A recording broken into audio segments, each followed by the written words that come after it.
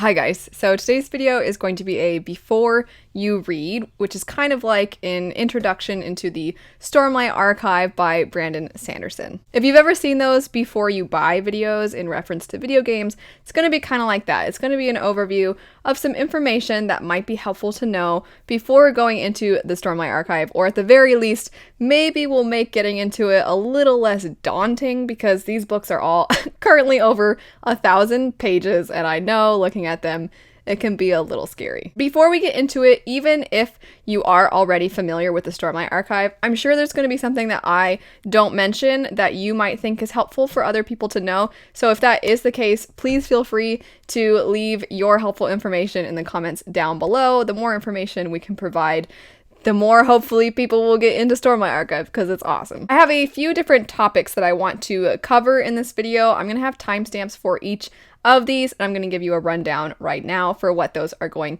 to be. The Cosmere, fandom, the formatting of the books, the writing style, the character work, how dark or how adult it is, what the content in general is like, and what's it about. I think it's helpful to start with what's it about? What the heck is going on in these giant, massive tomes? So this is a story that follows a cast of characters. If you like ensemble casts and books, then this one is probably going to be right up your alley. But what I absolutely love about it is, despite it being an ensemble cast, it doesn't sacrifice fantastic character work. A lot of times when you have a lot of characters, it's more about a bird's eye view of everything going on and how all these people are connected. But with this one, while we have some of that, you get so deeply connected to some of the characters, and it really is truly, here's our main characters, here's our side characters, but everybody has a great deal of depth, in my humble opinion. In the first 3 books, we have arguably 3 main perspectives, and those would be Kaladin, Shallan, and Dalinar. Kaladin is a slave in this world, and you kind of see this caste system where they have people who are light eyes and people who are dark eyes, and the dark eyes are considered lesser, and then you see different degrees of that in between. And Kaladin is a part of the dark eyes and a slave, so he's pretty much at the very, very bottom. Meanwhile, we have Dalinar, who's essentially at the very top, and he is a high prince, so he's not the absolute ruler in their land, but he is somebody who wields a lot of political influence, and he is directly involved in the war that is going on. And so you kind of see how these two differing men are a part of this same thing, this war that has kind of the thing that their society feeds off of. The third main perspective would be Shallan. She is a scholar, so she's definitely fairly removed from the war and these other 2 individuals. I know that can be kind of frustrating for readers when you have characters who are very far apart from one another, but Shallan, in all honesty, while I thought her plotline in the first book was pretty freaking boring, she does provide a lot of very organic world building and introduction to this massive world. There's, of course, so much more going on in these books than just that. It's definitely really difficult to pin down what the exact plot is, but that kind of leads me into the formatting of the book, because there's a few different things about the formatting that I think are helpful to know. First off would be the fact that there are interludes in these books. Sanderson has described the writing process for the Stormlight Archive as though each book is its own trilogy, and then you have interludes throughout in between the books. Not that each one is broken up into like 3 specific books necessarily, but there are interludes that sometimes can be quite long and sometimes can follow people that are in totally different places in the world, and you have no idea how they are involved with the rest of the characters. And having read the first 3, which are the only ones that are out, I still don't know how some of them are involved with the rest of the characters. If they are, it's sometimes very, very vague. But one thing to know about Brandon Sanderson, in case you're like, well, can I skip these interludes? One thing about him is that pretty much every single little detail that he has included is important. It probably will come back at some point. It's just, you might have to go back and reread, or if you're one of these fans that loves to think like, oh wait, what's this? What does this mean? What could this possibly have to do with everything else? Then it might be really fun to see these little things, make predictions, and then see how it plays out later. As a fan, to be completely honest, I don't love the interludes. I just, sometimes I'm like, I don't know how this is relevant, and I don't really care about these people. But sometimes the interludes are about fascinating people, or they provide really interesting information to the rest of the world. Besides these interludes, it's also important to note that these books spend a lot of time in the past. That's something that a lot of people don't love about books when you go back and forth between present and past, but the way in which he's chosen to do it is that you're taking a very intimate look at one particular character within each of the books. So in the first book, you get to see the character Kaladin, the slave. Eventually, you kind of piece together how he went from the life he had to becoming a slave. I'm not always a fan of the use of flashbacks. If they're done really well, then I think they can very much enhance the story. But a lot of times it feels like they're a crutch in books. It feels like they're just there because the author didn't know how to naturally incorporate this information into the story. But I personally feel it was such an obvious decision to make, and it was made at a time in Brandon Sanderson's career where he's already proven that he can write a lot of stories that don't rely on flashbacks, that he clearly is wanting to take the time to have you get to know these characters. And I personally loved the flashbacks. They are not necessarily always super relevant to the present. Sometimes there's some crossover for sure, but really it's just getting to know the characters so well that you just feel like you know them. You just feel like that's a real person. I loved Kaladin, so I was definitely afraid that my like of the flashbacks was based entirely on the fact that I liked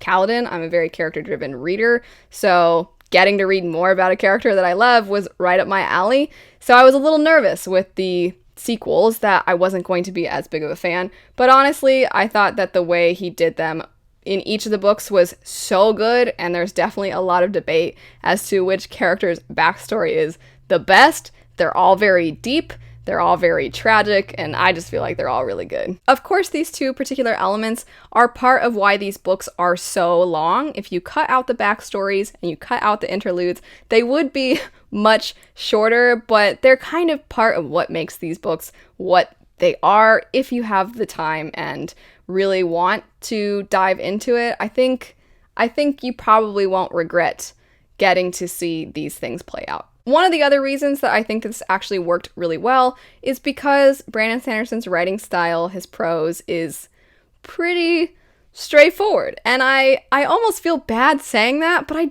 I personally don't think that's a negative thing to say. Some people feel that if your prose isn't the most beautiful thing in the world, that it's really demeaning to point that out or to say that something doesn't have amazing prose or amazing writing style. But honestly, getting to know these characters, if I have to read a lot of extremely purple prose, really elegant stuff, I just personally think that one, these books would probably be even longer, and two, I don't know if I would feel as invested with the characters and the world as I do when he's writing in a more direct fashion. So if you are intimidated by the size of these books, know that the size comes from getting to know the characters, not from density. I just don't think they're that dense. One last thing to touch on in the formatting. This has less to do with the formatting of the individual books and the series as a whole. So Sanderson has projected the Stormlight Archive to be 10 books long, but he has said that they are going to be broken up into 2 5-part arcs. We have Rhythm of War coming out this year, and as a result, that means there's only 1 book left. So if you're the kind of person that's like, I don't want to start a series that isn't completed yet, oh, there's only 3 out, okay, that means there's 7 more, I don't want to start it yet.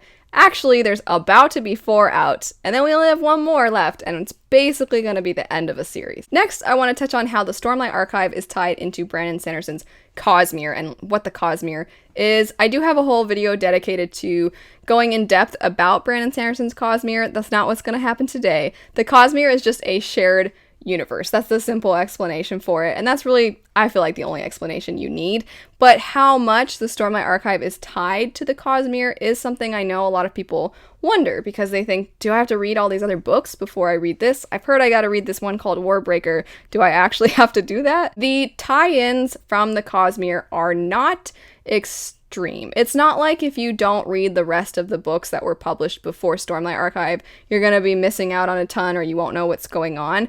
Sanderson has himself said that you can just start in any of his series, and you won't be left out. The exception to that a lot of fans like to add in is that a lot of people think that you should read Warbreaker first. Warbreaker, if you look at Sanderson's plans for it, it was originally intended to be Stormlight Archive's prequel, but when he was writing it out, he ended up just writing it, and he was like, well, this is done, and so he published it, and so now Warbreaker is available. I feel like that gives you a little bit of a clue. It definitely, there is some tie-ins, but it was originally intended to come after and then be a prequel.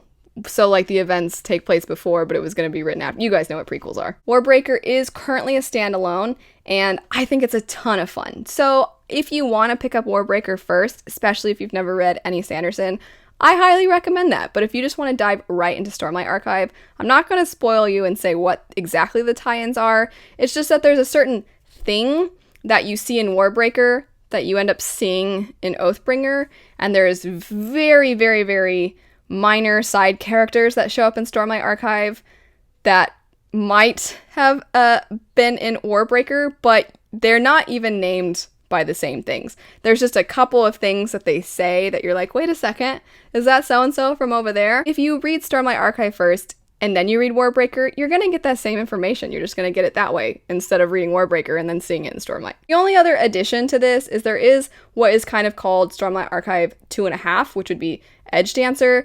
This follows a side character that shows up in one of the interludes, and you can read that. It's basically a short story novella. You read that, and then that takes place chronologically between books 2 and 3. Next up would be the fandom. And I don't just mean the Stormlight Archive fandom, but rather the Brandon Sanderson fandom as a whole. I have been making YouTube videos about books for a while now, and I have found Sander fans, I think is what we're called. I think it's a quite welcoming community of people, and a lot of times they're just excited because they like these books and they're nice and they like to read both his young adult works and his adult works. They just love that there's so much. They're just generally very nice, very welcoming. If there's one thing even remotely negative to, it's not remotely, it is a little negative to say. If there's one negative thing to say about the Brandon Sanderson fandom, it's just that sometimes the goggles can be on a little thick when it comes to the love of his works, because the man's written a lot of books, and a lot of times people, if you criticize his works and you do so, even if it's a respectful criticism, sometimes people will be like, no, it was great. But I mean, that's the case with most fandoms, and it's honestly not that bad. But that would be the one negative thing about the fandom. Sometimes if you don't love everything about his works, then you're going to see maybe a little bit of pushback, but usually that pushback is fairly respectful. Still feel like the fandom is a really, really great one. Going along with the fandom as well, I have to compliment how amazing all of the different resources online there are. There's so much amazing fan art. First off, there's something called the 17th Shard, which is great for reading people's theories or just seeing people dissect characters and discuss characters. I think it's so much fun. It's one of those things where you're not only reading these books, but then you're part of a bigger community of people geeking out online, which is so much fun, especially when there's these like Easter eggs essentially throughout his Cosmere, or there's little things within the books that you're like, wait, do you think that this means this is going to happen? It's just so fun because a lot of times when we read, we're like, I don't actually have anybody to talk to about the things I'm reading, but there are always people to talk to about Brandon Sanderson's books. The last thing I want to touch on is the how dark is it? There's definitely, I personally have seen a lot of individuals who are looking for a grittier, more real examination of storytelling, and I think as a result, we a lot of times are starting to see more violence in books, or just bleakness. There's just a lack of hope, I feel like, in a lot of adult fantasy, and if they were movies, a lot of them would be rated R, that kind of a thing. With this particular story, it is not too dark. If you're somebody who's like, I'm squeamish, or you're just uncomfortable with excessive violence, they can be violent, absolutely. They do tackle some pretty mature themes, but overall, I find these books to be pretty PG-13 level. I do want to touch on how that can potentially be seen as a positive or a negative thing within the book. So I am going to reference a specific thing in Stormlight Archive, which would be when Kaladin, that particular character, is a slave. He is a slave within a group of people who he has to kind of work together with in order to make their lives halfway decent and try to survive.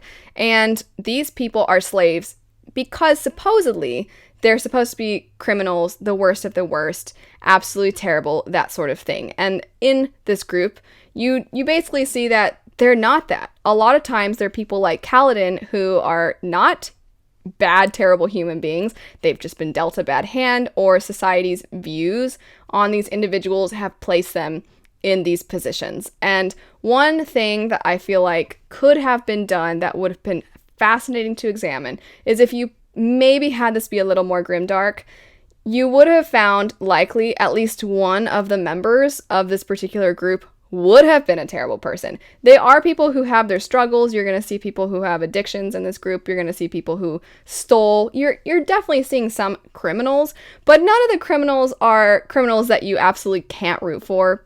Basically, I'm trying to avoid spoilers as well, but it's not like we have anybody in that group that's just flat out a murderer who went around and killed a bunch of innocent people or something, because that would have been a super interesting thing to examine. How, when you have to work together as a team and kind of leave people's pasts behind, how do you then reconcile what they've done with what needs to be done in order for the greater good of the group and the survival of this group?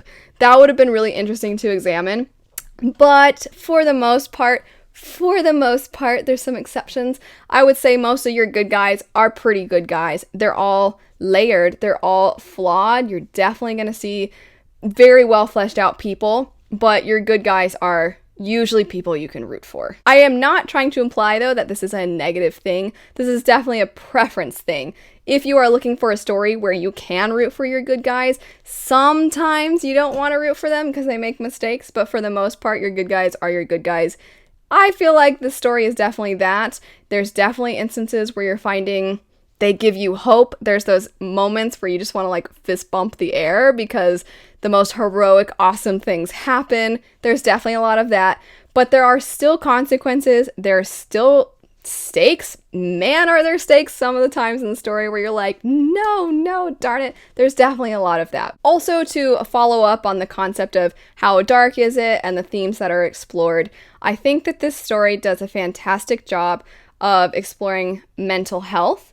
And on top of that, how things in society that aren't perfect can affect other people. I mean, just the fact that you have this system where people with dark eyes are looked down upon, and sometimes those people end up becoming criminals in the eyes of society for basically nothing compared to what people who are in the upper class groups of people can get away with being terrible, where the lower class, you're not always able to have that much flexibility when it comes to your morality. I feel like that in and of itself is such a difficult thing to write about, and to do so with class and maturity, and I feel like you get that in the story. You get a great depiction of depression. The depiction of survival guilt is amazing. Seeing how people can suffer from not handling trauma well. There's just so many things about this story that I think are so incredibly well done. If you have the time, if you have the patience to read over 1,000 pages per book, Stormlight Archive, I mean, it gets 2 thumbs up from me. I hope you like it if you pick it up. If any of you are Stormlight Archive fans and you would like to add something else to this conversation that you think would be helpful, please feel free to do that. Also, I will have my entire Brandon Sanderson playlist linked down below if there's other information that you would like to see, or some fan-inspired artwork or music, that sort of thing. I've got a lot of love for a lot of the Cosmere and just Brandon Sanderson books as a whole, so I'll have that linked down below. But anyway, thanks so much for watching. If you pick up Stormlight, I hope you love it. Have a great rest of your day. Bye.